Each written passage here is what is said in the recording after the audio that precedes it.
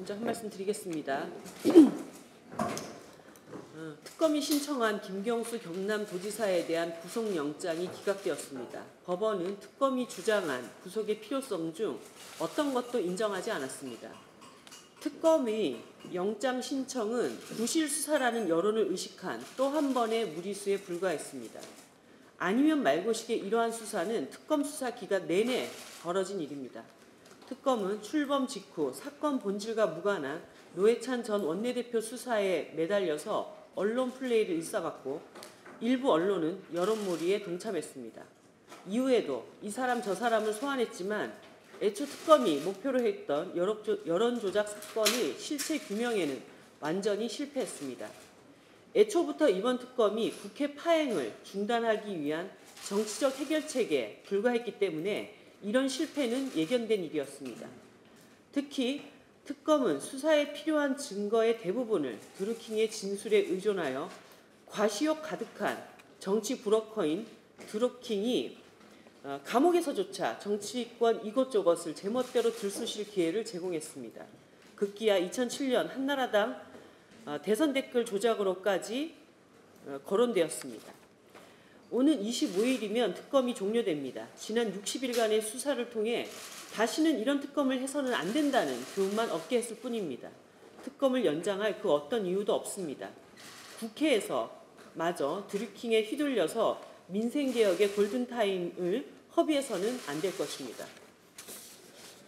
어제 당정청이 고용 상황과 관련한 긴급회의를 열어서 4조 원 규모 재정보강 패키지 신속 처리 그리고 일자리 예산 증가율 12.6% 이상 확대, 신산업 일자리 창출 지원 방안 마련, 그리고 사회서비스 일자리 창출 계획 추진, 생활 밀착형 SOC를 대폭 확대하겠다고 밝혔습니다. 연이은 고용지표 악화에 따라 긴급회의가 열렸지만 대책은 근본적이지도 긴급하지도 않았습니다.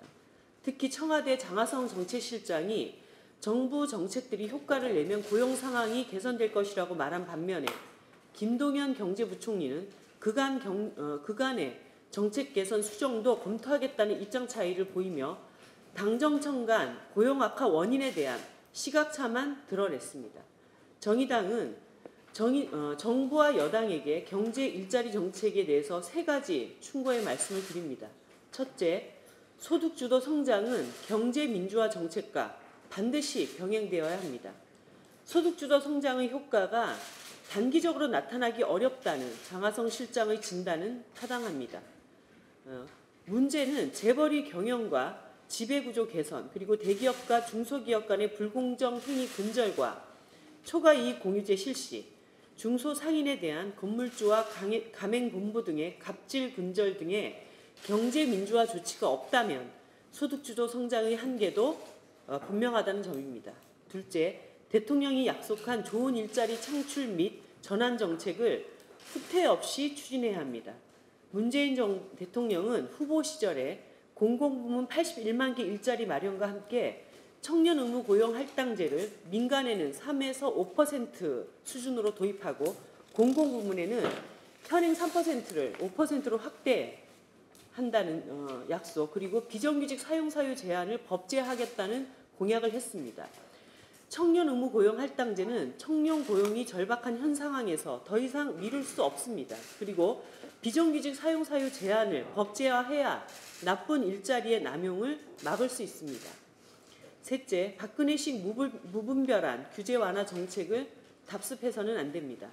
정부는 혁신성장 동력 창출을 이유로 인터넷 전문 은행에 대한 은산분리 완화, 그리고 원격 의료 허용, 그리고 개인정보 보호 완화, 그리고 지역 및 산업별 규제 특례를 추진하고 있습니다.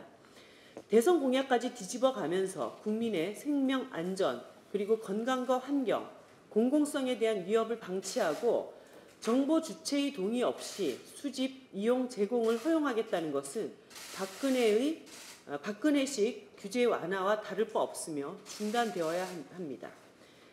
일자리와 경제 정책에 있어서 정부와 여당이 유지해야 할 것은 소득주도 성장 정책에 대한 확신과 소신입니다. 변경해야 할 정책 방향은 규제 완화가 아니라 경제 민주화 정책입니다.